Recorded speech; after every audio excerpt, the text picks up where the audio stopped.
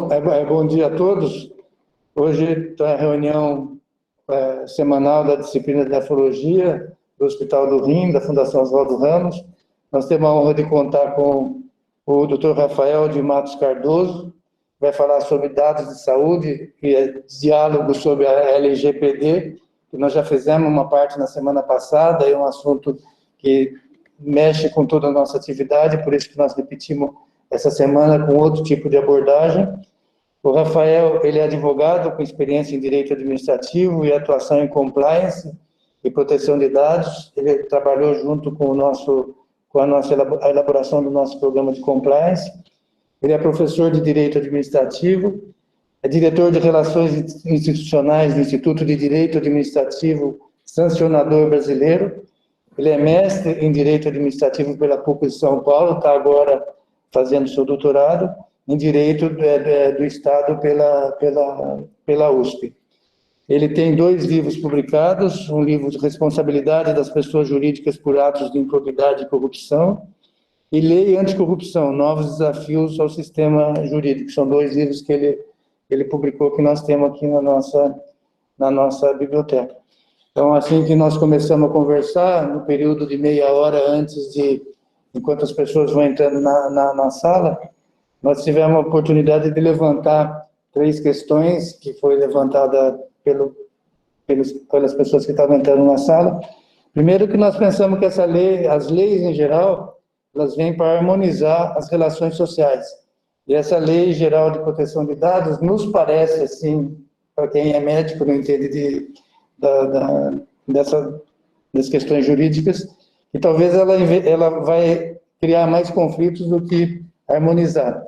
Então, eu até fiz uma pergunta para ele inicialmente, que ele deve responder durante a apresentação dele ou depois, se essa lei não entra em conflito com o Portal da Transparência, porque a Lei Geral de Proteção de Dados e Portal de Transparência, no meu entender, elas são antagônicas, e também essas investigações que a imprensa divulga, em pessoas que estão em investigações, não têm ainda não foram julgadas, e que a imprensa divulga o nome, a imprensa geral divulga o nome, o endereço, todos os dados da pessoa ou até da família.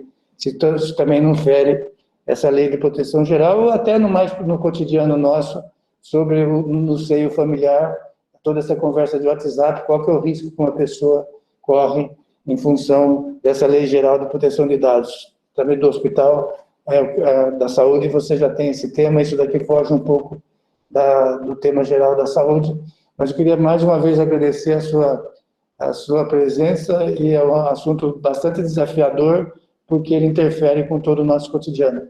Muito obrigado, Rafael, muito obrigado mesmo, e parabéns pela sua brilhante carreira. Obrigado, doutor Medina. Bom dia a todos e a todas. Eu cumprimento os senhores e senhoras na pessoa do doutor Medina, a quem agradeço efusivamente pelo convite, por essa oportunidade de um diálogo com todos e todas, com um público tão seleto e tão capacitado. E cumprimento o público feminino na pessoa da doutora Marinela Afonso de Almeida, que eu estou vendo aqui, eu não consigo ver todos, estou vendo aqui. Muito obrigado pela oportunidade.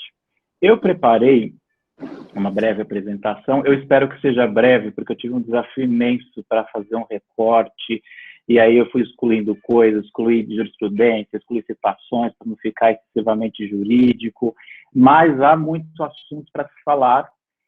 Eu sei que já o doutor Medina acabou de comentar, que já houve uma conversa aqui sobre LGPD, então eu espero não ser repetitivo, de modo que eu não tratarei aqui de conceitos e de muitos detalhes a respeito da lei que fogem à saúde, eu espero que compreendam. E já peço antecipadamente desculpas, eventualmente, por algum problema no meu desempenho hoje, é que eu estou passando por alguns desafios de saúde, mas um convite do doutor Medina não se recusa, e como já cantou o nosso poeta, Cazuza, o tempo não para.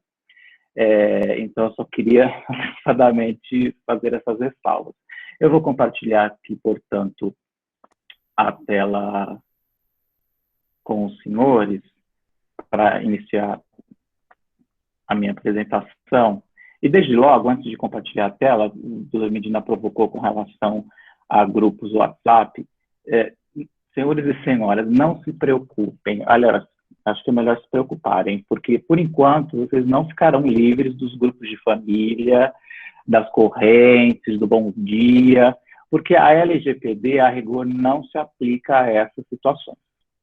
Há uma expressa disposição da lei que ela não se aplica a tratamento de dados realizados por pessoa natural para fins exclusivamente particulares e não econômicos, o que é o caso de grupos de família, né?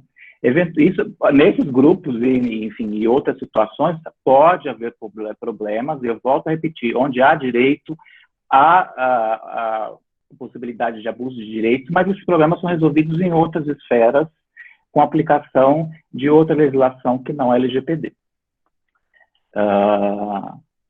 Então, vamos, portanto, à apresentação. Deixa eu só abrir aqui antes de compartilhar com...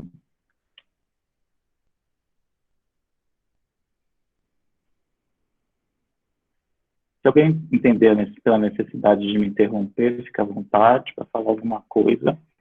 Bom, eu fiz aqui uma brincadeira com a apresentação, eu coloquei aqui um iceberg. Por quê? Porque todo mundo sabe que o iceberg, a gente vê 10% dele e, sei lá, 90% está submerso e a gente não vê. Eu fiz essa brincadeira com relação ao LGPD, a Lei Geral de Proteção de Dados, porque muito do que acontece, que circunda esse tipo de relação, ele ainda está submerso. O que a gente vê, o que é mais visível para todos nós hoje, e me parece bastante óbvio, é a coleta de dados. Porque por muito tempo, a coleta está aqui bem na pontinha do iceberg, ela está bem na superfície. Por quê? Porque a gente sempre forneceu informações pessoais nossas, dados, há algum tempo já, sem nos apercebermos da eventual gravidade sobre essa disponibilização de dados aos terceiros, e mais do que isso, em que muitas oportunidades nós estávamos e estamos negociando nossas informações, negociando por produtos ou serviços. E aqui eu tenho exemplos corriqueiros, como quando a gente vai à farmácia, nós damos nossos dados, ao supermercado, que tem lá o programa de pontuação, nas lojas, que muitas vezes os cadastros de lojas perguntam até o nome do cachorro. Então, e muitas vezes, e diversos aplicativos que nós usamos, muitas das plataformas eletrônicas, sempre nos pediram para concordar com a política de privacidade. Nós nunca lemos essa política de privacidade e sempre fornecemos nossas informações. Então, a coleta ela está bem visível. Mas, antes disso, eu quero tratar bem rapidamente sobre integridade. A integridade hoje, ela está visível, ela está mais orbitando do que exatamente bem factível, porque nós estamos passando por esse movimento de integridade, de compliance, de responsabilidade social das empresas, e eu entendo que isso é fundamental para a proteção de dados, porque a proteção de dados é um componente do compliance ou de um programa de integridade. É muito difícil tratar a proteção de dados de uma forma isolada, sem integrá-la a um programa de integridade ou de compliance efetivo. E aqui eu trouxe só uma definição do Decreto Federal 8.420 de 2015, que regulamenta a Lei 12.846 de 2013, sobre a qual eu escrevi, o doutor Medina citou o livro, foi fruto da minha dissertação de mestrado, mas há outras definições, a definição do CAD sobre compliance, a definição do Instituto Brasileiro de Governança Corporativa, mas todas elas convergem, no sentido de que um compliance estabelece padrões de conduta, código de ética, políticas e procedimentos de integridade. Eu quero aproveitar, porque antes, no nosso bate-papo aqui informal, o doutor Arthur falou em segurança e confiança. E eu respondi ao doutor Arthur que a segurança gera confiança. Então, a partir do momento que as pessoas localizam naquele determinado estabelecimento, ou eventualmente naquela pessoa física do médico, um tratamento íntegro, não só da sua saúde, mas também das suas informações, dos seus dados, naturalmente a confiança naquele profissional se estabelecerá de uma forma muito mais robusta. Então, daí a importância, por isso que eu iniciei nessa órbita aqui da integridade, para dizer sobre a importância de programas de integridade e da proteção de dados como um componente seu, e é o que fala o artigo 50 da LGPD, que ele fala em boas práticas de governança. Só que, tal como o compliance, a LGPD também demandará um tratamento específico para micro e pequena empresa. A lei fala em normas, orientações e procedimentos simplificados e diferenciados para que possam adequar-se à lei. A lei ela não foi regulamentada ainda. Nesse ponto, pelo menos do meu ponto de vista, eu acho que nós carecemos de uma regulamentação para saber como que a LGPD se aplicará à micro e pequena empresa. Ela se aplicará é um fato, mas como quais são as nuances da sua aplicação, ainda nós dependemos da regulação da lei. Então, vamos para a coleta. A coleta de dados, que fica mais visível hoje aqui no nosso iceberg, para quem faz o tratamento, para o profissional ou para a empresa, a coleta ela envolve uma decisão muito importante. E qual que é essa decisão? De quais dados serão coletados? Porque isso é muito importante. Porque por muito tempo se coletou dados sem uma avaliação criteriosa sobre a sua necessidade. A coleta daquela informação e o seu armazenamento, ele é necessário para qual finalidade? Porque quanto mais dados coletados e tratados, mais responsabilidade. Então, o momento da coleta é um momento importante, decisivo, inclusive para a definição de responsabilidades. Então, é importante a instituição observar o que ela coleta e qual a necessidade de tudo que ela coleta. E aí um dos primeiros passos numa política de proteção de dados, em toda essa sistemática de segurança e proteção de dados de uma instituição ou de um profissional, é o mapeamento ou inventário de dados para saber o que tem, para saber o que precisa, o que pode ser descartado ou não coletado mais. Então, este momento de coleta é um momento decisivo. E a lei ela passa a considerar a privacidade como padrão. E aí ela traz aqui alguns princípios e direitos ao titular, e aqui eu só selecionei alguns, como privacidade, que já é a matéria inclusive constitucional, a autodeterminação informativa, intimidade, honra e imagem e dignidade. Dignidade, inclusive, dignidade da pessoa humana é um fundamento da República Federativa do Brasil. Há quem considera que ele é muito mais do que um princípio, inclusive. E aí nós temos uma problemática com relação à coleta antes da vigência da lei.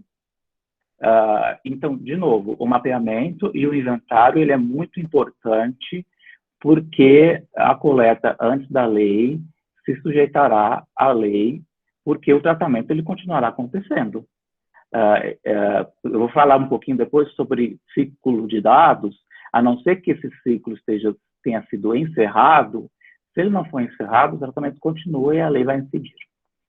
E aí nós temos uma figura que é muito importante também para toda essa estrutura de proteção de dados, que é a figura do encarregado ou DPO, que é Data Protection Officer, que é a pessoa, inclusive, que fará essa ponte, essa comunicação com a autoridade nacional. Então, o encarregado, ele é uma figura muito importante para a instituição, e ele deve compor aí um dos primeiros quadros para essa política de proteção de dados. E aí nós temos o controlador. Quem é o controlador? O controlador é a figura que tem decisão sobre o tratamento de dados. O operador é quem executa a decisão do controlador. E aí aqui eu trouxe sobre o controlador uma curiosidade, porque a ANPD, que é a Agência Nacional, Autoridade Nacional de Proteção de Dados, ela não é uma agência reguladora como é a Anvisa, como é a ANTT, como é a ANEEL, Ela não é uma agência reguladora. Houve aí uma atrapalhada legislativa, porque o projeto ele foi para sanção com a criação dessa agência, mas aí ele foi vetado porque o Congresso não pode criar despesa para o Executivo, aí depois foi reformulada a agência, hoje ela está vinculada à presidência da República e no prazo de 2 anos ela poderá ser convertida numa agência regulatória. Eu não vou entrar aqui em juridiquês, mas assim, há diferenças com relação à autonomia e independência de uma agência e de uma autoridade vinculada à presidência da República. Então, hoje, a autoridade está vinculada à presidência da República. Ela já tem um site, tem alguns materiais. O que acontece em outros países, como no Reino Unido, com a ICO, como na França, com a CNIL, as agências elas desempenham um papel muito relevante para a conscientização, para a educação, para a orientação. Então, se os senhores consultarem, os senhores e senhoras consultarem os sites dessas agências de outros países, vocês encontrarão um farto material de orientação, vídeos, guias e etc. A nossa autoridade está começando a produzir isso, ela produziu esse material aqui e deu esses exemplos de controlador. Exemplo 1, ela coloca uma médica profissional liberal. Uma médica profissional liberal armazena os prontuários e os demais dados pessoais de seus pacientes no computador do seu escritório. A médica, pessoa natural, é a controladora, porque a ela cabem as decisões sobre esses dados. No exemplo 2, a autoridade traz a médica empregada de um hospital. E aí, ela cita aqui hipoteticamente, uma médica empregada de um hospital, constituída sob a forma de associação civil sem fins lucrativos, nessa condição, atua como principal representante do hospital junto a um serviço de armazenamento de dados de pacientes em nuvem. Inclusive, assinamos contratos. O hospital, ou seja, a associação, pessoas jurídicas de direito privado, é o controlador, na hipótese, e não a médica. Porque ao hospital cabem as decisões. A médica, ela atua sob o poder diretivo do hospital e não se caracteriza como agente de tratamento. Aqui é só brevemente um exemplo que a autoridade, como eu disse aos senhores e senhoras, há muito para falar, então, até desculpa se eu estou falando rápido, mas é que não dá para tratar sobre tudo. E aqui é o princípio da transparência, que é um princípio, a gente estava discutindo aqui, eu aproveito para o gancho aqui com a pergunta do Dr. Medina, que nós já discutimos brevemente na conversa informal, sobre a lei de acesso à informação. Eu dizia ao Dr. Medina e aos presentes nesse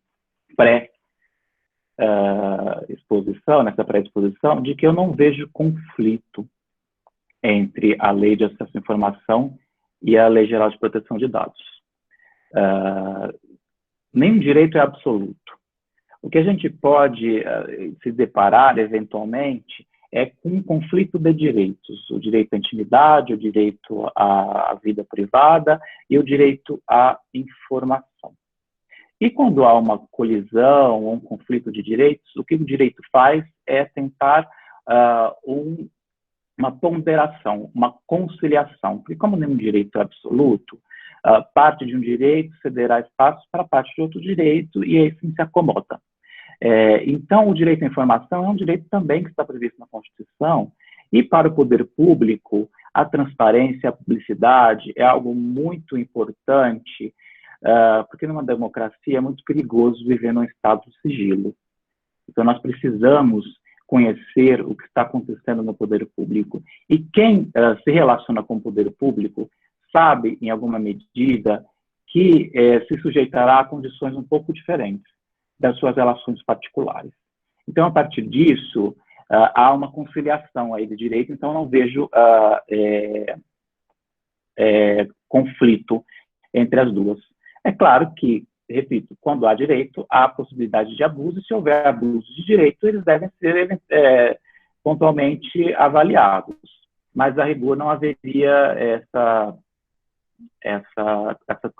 esse conflito. Inclusive, a própria LGPD traz o princípio da transparência.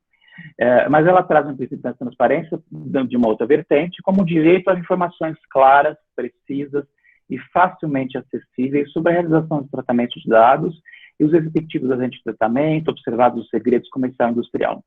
Ela prevê também mecanismos para que os titulares dos dados, mecanismos para que eles utilizem para a consulta do conteúdo, da forma, da duração do tratamento dos seus dados e de maneira facilitada e gratuita.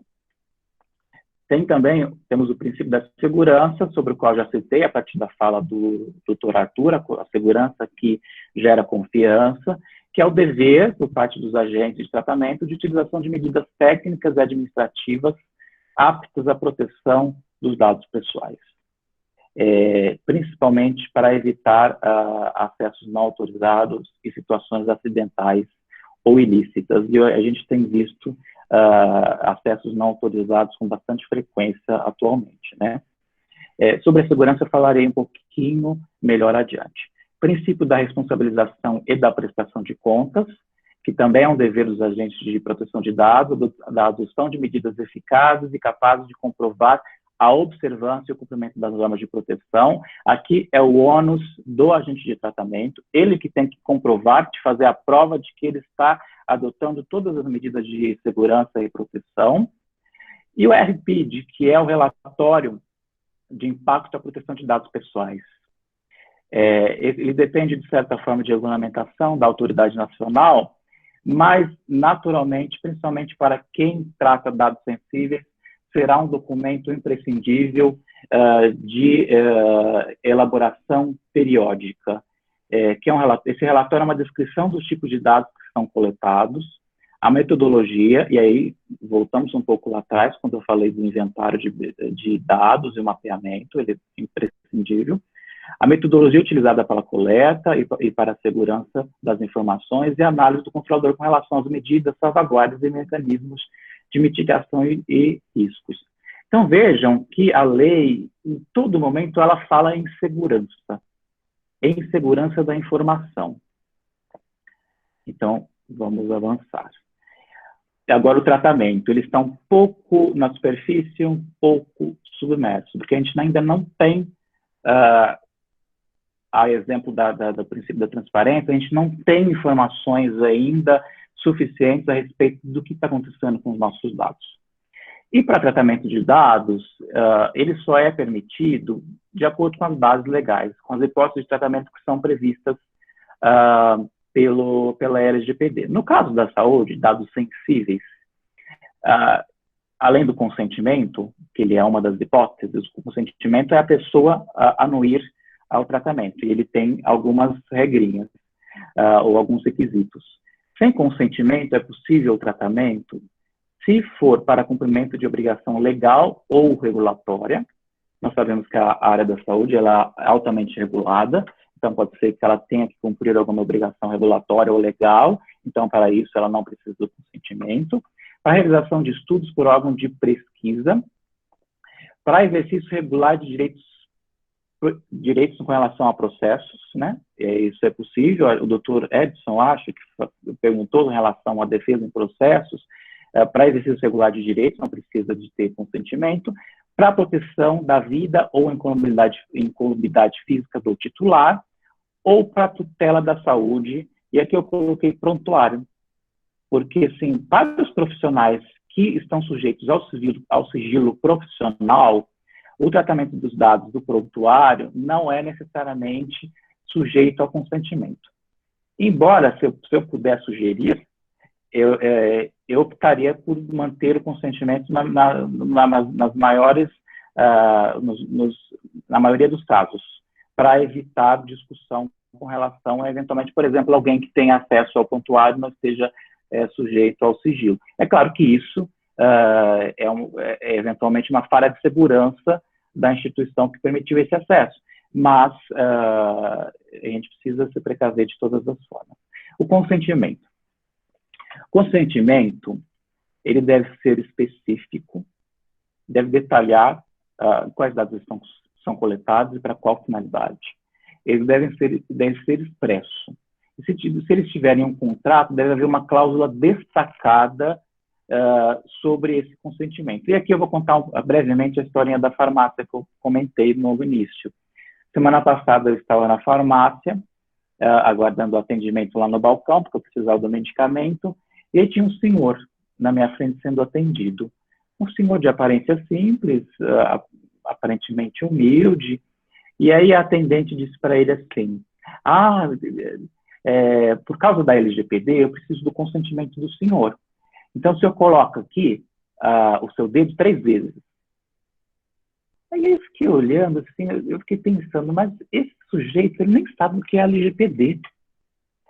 E, assim, esse consentimento, ele é válido, né? Ele respeita a transparência, ele respeita a autodeterminação informativa?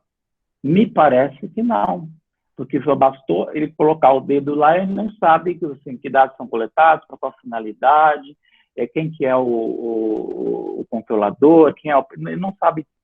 Então, isso é muito importante para o consentimento, porque se ele não tiver esses requisitos, ele será considerado nulo e acarretará as consequências da lei. Ele deve identificar o responsável pelo tratamento, a finalidade de cada operação, como eu disse, os tipos de dados que são coletados, e deve informar o direito de revogação do titular daquele consentimento. Com relação à saúde, eu acho que sobre alguns dados, fora aquelas possibilidades que não precisamos de consentimento, que eu vi, que nós falamos agora, que eu falei agora há pouco, eu acho que ainda precisa de algum tipo de regulamentação para falar sobre o direito de revogação. Porque eu acho que o direito de revogação e a eliminação de dados na área da saúde, ela não se aplica em qualquer hipótese. Então, é algo que deve ser melhor refletido.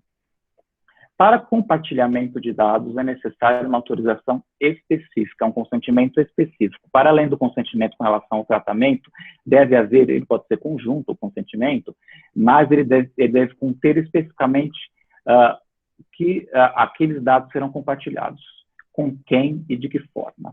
E é vedado o uso compartilhado para dados sensíveis, é vedado o uso compartilhado com o objetivo de obter vantagem econômica. E aqui seria um caso mais visível, que é dos planos de saúde. Por exemplo, para avaliação do segurado com relação a valores, etc. Pesquisa clínica. Há um projeto de lei em trâmite no Congresso Nacional, em fase avançada, já teve parecer da Comissão de Constituição e Justiça, que é o PL 7802 de 2017, que dispõe sobre a pesquisa clínica e institui o Sistema Nacional de Pesquisa Clínica em Seres Humanos e institui o Sistema Nacional de Ética em Pesquisa Clínica. Ele prevê o consentimento expresso, e isso a gente já pode interpretar da própria LGPD, e garante o anonimato e a privacidade. E aqui eu chamo a atenção para coisas diferentes. É diferente o anonimato da anonimização dos dados. A LGPD, ela prevê, sempre que possível, haja garantia de anonimização dos dados. Ou seja, de que não seja possível identificar a quem pertencem aqueles dados que estão sendo objeto daquela pesquisa clínica. O que é diferente de anonimato. Que anonimato ainda pode permitir a identificação, ele só incide sobre eventual divulgação. E como eu disse também há pouco, além da LGPD, na área da saúde, nós temos diversos normativos que tratam de proteção de dados. E aqui eu cito algumas disposições, e aqui são só 2 exemplos, porque há outros, aqui me estenderia muito, do Código de Ética Médica, que no artigo 73, por exemplo, proíbe a revelação de fato que tenha conhecimento profissional, né, em virtude do exercício da profissão, exceto em caso de justo motivo, dever legal ou consentimento por escrito do paciente. O 74, por sua vez, fala fazer referência a casos clínicos identificáveis, exibir pacientes ou imagens que os tornem reconhecíveis em anúncios profissionais ou na divulgação de assuntos médicos em meios de comunicação em geral. Essa é uma previsão do Código de Ética Médica. E aqui eu chamo a atenção, senhores e senhoras, com relação a grupos WhatsApp de médicos. Essa redação é perfeitamente enquadrável nessa situação de grupo WhatsApp, onde haja discussão de casos, mas que identifique ou exiba pacientes ou imagem. A resolução CFM 1605 de 2000 trata do consentimento para compartilhamento de informações de prontuário e ficha médica. A resolução CFM 1821 de 2007 trata da digitalização e uso de sistemas informatizados E a Lei 13.787 de 2018 trata do prontuário eletrônico.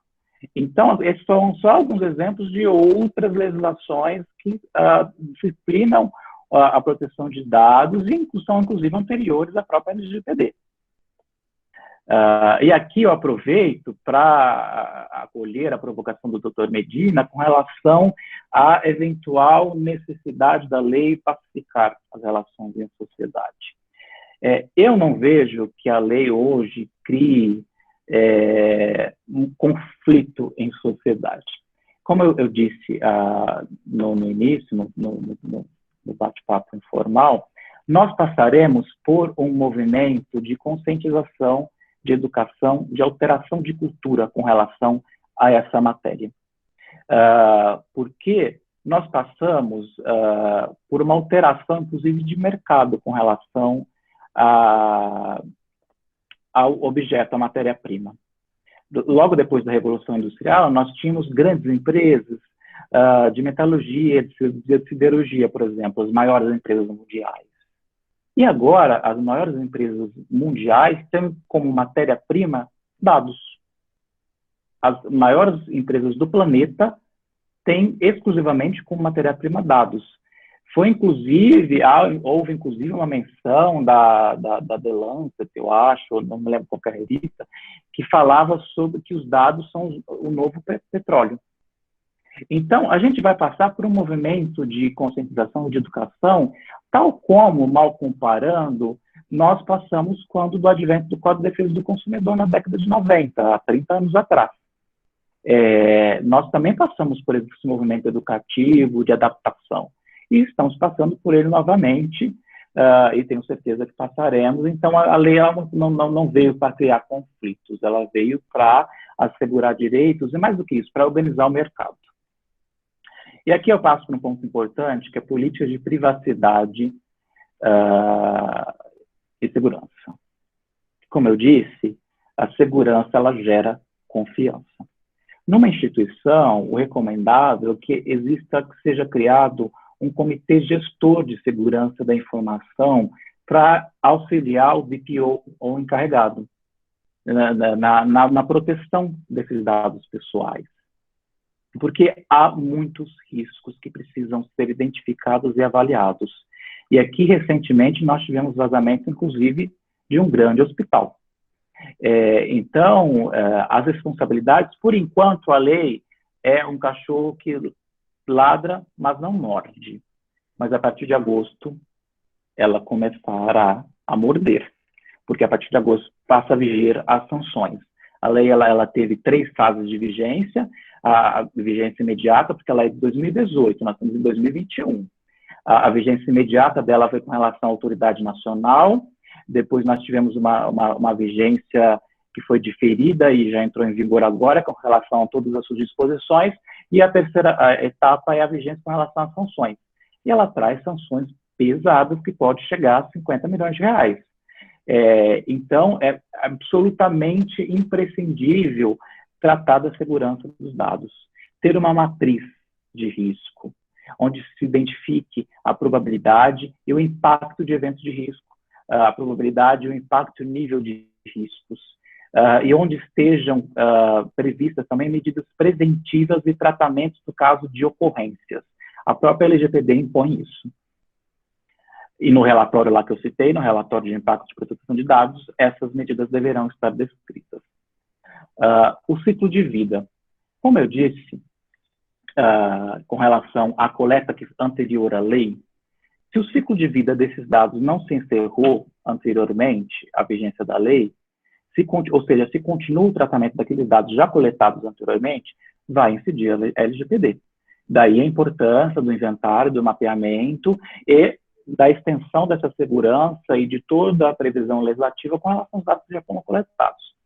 Então, o ciclo de dados do dado vai da coleta, aquele que a gente viu, que está lá na ponta do iceberg, até o término do tratamento, que é o que seria o exaurimento da finalidade para as quais os dados foram coletados ou da necessidade. Por exemplo, eventualmente, o prontuário eletrônico tem 20 anos para seu armazenamento. Ao final dos 20 anos, se aqueles dados não forem mais necessários, por exemplo, chega-se ao fim o término, chega-se ao término do tratamento, então, portanto, o fim do ciclo de vida daqueles dados. E aí, para esse ciclo de vida, é preciso da eliminação. E aí depois eu já vou falar sobre isso. E aí, de novo, é o fim do período de tratamento, ou pela revogação do consentimento, também termina o tratamento, ou por determinação da autoridade nacional em relação da violação da LGPD. Uma das sanções previstas é de que aquele agente seja proibido de tratar dados. E aí também é considerado o término do ciclo de vida desses dados. Ativos organizacionais. A instituição, ou até mesmo o profissional liberal, precisa dessa organização com relação ao que tem de ativos de dados. Qual é a sua base de dados?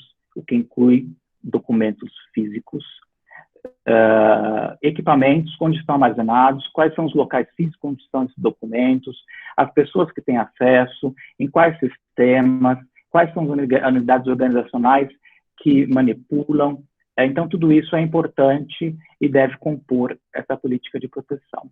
E aqui, rapidamente, os ciclos, que ele se inicia com a coleta, parte para armazenamento, tratamento, compartilhamento, eventualmente, e por fim, a eliminação, quando possível, a eliminação, e deve haver evidências sobre a eliminação dos dados, porque a autoridade, ela vai solicitar. E aí o TI pode auxiliar cada instituição ou profissional a respeito dessas evidências com relação à eliminação. Boas práticas. A gente vê que está lá no fundo do iceberg. A gente nem está conseguindo enxergar ainda, porque já há manuais de boas práticas de algumas instituições, como a ANS. Se vocês consultarem o site da ANS, tem um guia lá de boas práticas para a saúde. Essa Associação Nacional de Hospitais Privados também tem, a ANAP também tem um guia de boas práticas com relação à proteção de dados sensíveis da saúde. E as boas práticas é o que eu falei lá atrás sobre a privacidade por padrão, privacy by design ou privacy by default. Então, é importante aqui, a lei ela prevê uma autorregulação. O que seria a autorregulação quando a lei trata de boas práticas? É que o próprio mercado seleciona, o próprio mercado se regula, o próprio mercado define esses guias, essas orientações de boas práticas, e o próprio mercado filtra quem é confiável e quem merece a confiança das pessoas no que se refere ao tema aqui, que é tratamento de dados. Então, no direito a gente chama isso de soft law, porque não é uma interferência muito direta do Estado, do poder público, é o próprio mercado se autorregulando. A lei prevê essa possibilidade, e aí eu avanço para a prevenção. Hoje nós temos várias ISOs em relação a sistemas de segurança e proteção de dados. Eu citei algumas aqui. E a mais importante hoje é a ISO 27799, que trata especificamente de dados, segurança de informações de dados pessoais da saúde. Ela é um desdobramento da 27002, e todas essas normas aqui, elas tratam de requisitos para a gestão de riscos e segurança da informação. Então, a 27001, 27002, 27005, 31000, 27701, e a ISO 9001. São diversas normas técnicas que nós já temos, e aqui é um pouco diferente do selo de compliance. Nós temos alguns selos de compliance também, e algumas ISOs com relação a compliance e integridade, e aqui nós temos ISOs e selos específicos com relação à proteção de dados. Ameaças. A ISO 27779 traz aqui um panorama de possíveis 25 ameaças com relação à segurança de dados. E aqui eu vou citar rapidamente, ela fala que pessoal interno se passando por outra pessoa, pessoas se passando por provedores de serviço, pessoal externo se passando por outra pessoa, uso não autorizado de uma aplicação de informação em saúde, introdução de software danoso ou de interrupção, que são os famosos malware, mau uso de recursos temas: infiltração de comunicações, interceptação de comunicações, repúdio, falha de conexão, incorporação de código malicioso, erro acidental de roteamento, etc. São 25. Então, essas ISOs são bastante importantes para nortear o trabalho da instituição, do profissional com relação à segurança e proteção de dados. E aqui eu coloquei o que mais? O que mais a gente precisa saber? E aqui, bem sucinto, só 3 provocações. Primeiro, com relação ao recebimento de informações de pacientes por WhatsApp. Essas informações devem estar arquivadas no prontuário do paciente e imediatamente eliminadas do WhatsApp para evitar algum tipo de vazamento. Biometria. Dados biométricos é qualquer dado com relação ao aspecto físico que você consiga identificar a pessoa. Por exemplo, digital, íris do olho, ou principalmente imagem e reconhecimento facial. Hoje nós passamos por uma polêmica com relação a reconhecimento facial, inclusive principalmente com relação à segurança pública. O município de Salvador, por exemplo, já tem implantado um sistema de reconhecimento facial para a finalidade de segurança pública. Nós tivemos uma polêmica em São Paulo com relação à concessionária da linha 4 do metrô, da linha amarela, porque ela estava utilizando reconhecimento facial para fins de publicidade. Então, nós temos ainda um limbo com relação a dados biométricos. Há, inclusive, um projeto em tramitação no Congresso, que é chamado LGPD criminal, porque nós temos vários conflitos com relação à utilização de reconhecimento facial, e aqui na biometria também entram imagens de câmeras. É preciso ter cuidado também com relação a essas imagens. E aqui eu citei, aqui também só um pouco de entretenimento, 2 documentários que estão no Netflix, que é o Code Geass, que fala sobre dados biométricos, especificamente sobre reconhecimento facial, é bem interessante, e outro que é o Dilema das Redes, que fala de uma forma geral sobre manipulação de dados. E aqui também trouxe uma problemática com relação à eliminação de dados de saúde, como que isso ocorre. Eu já me encaminhei, então, para o final, e aqui eu quero citar um escritor português que eu gosto bastante, que é o Valtor Ugumãe, que ele tem uma frase que diz o seguinte: somos um país de cidadãos não praticantes. Obrigado a todos. Eu queria mais uma vez agradecer, vou passar a palavra de novo para o Rafael, mas agradecer a apresentação dele. Como eu disse, ele tem um caráter bastante crítico, é uma análise bastante consistente assim, sobre a lei. E só lembrando, na próxima semana, na próxima reunião, é um assunto, nós tiramos 3 reuniões para fugir um pouquinho do Covid. Depois, daqui 15 dias, nós vamos retomar o assunto Covid. E na semana que vem, o Fabiano Calil, que é membro do nosso comitê fiscal do Hospital do Rim, ele vai falar um assunto que é bastante importante para todos, que é investimento pessoal em tempos de pandemia. Então, isso é interessante para todos. Ele é especialista nessa área, ele trabalha na atividade econômica privada, e ele vai falar sobre esse assunto que é importante para todos nós. Mas eu queria agradecer ao Rafael e passar a palavra para ele, para dar a última palavra. Obrigado, Rafael. Doutor Medina, agradeço imensamente pela oportunidade. Foi um privilégio estar aqui reunido com a plateia tão seleta, e ter essa oportunidade de alguma forma compartilhar um pouquinho de conhecimento, porque assim, eu não tenho respostas, não tenho todas as respostas, e não tenho sequer a pretensão de ter todas as respostas, porque verdade absoluta não existe, a gente precisa refletir junto. E eu quero finalizar, além do agradecimento efusivo ao Dr. Medina e a todos e a todas presentes, com a citação de um poeta. Eu gosto muito dos escritores portugueses, viu? E Fernando Pessoa, eu acho que é o maior poeta da história. E eu quero citar uma citação, que a citação por si, ela se explica muito, principalmente no momento que nós estamos vivendo. Que Fernando Pessoa, no poema, ele diz o seguinte: o mito é um nada que é tudo. Então, tomemos cuidados com os mitos. E há muitos mitos com relação ao LGPD. Vamos tomar cuidado com mitos e vamos discutir mais. Vamos celebrar mais a pluralidade de opiniões e vamos buscar mais a confiança e a boa-fé nas relações. Muito obrigado.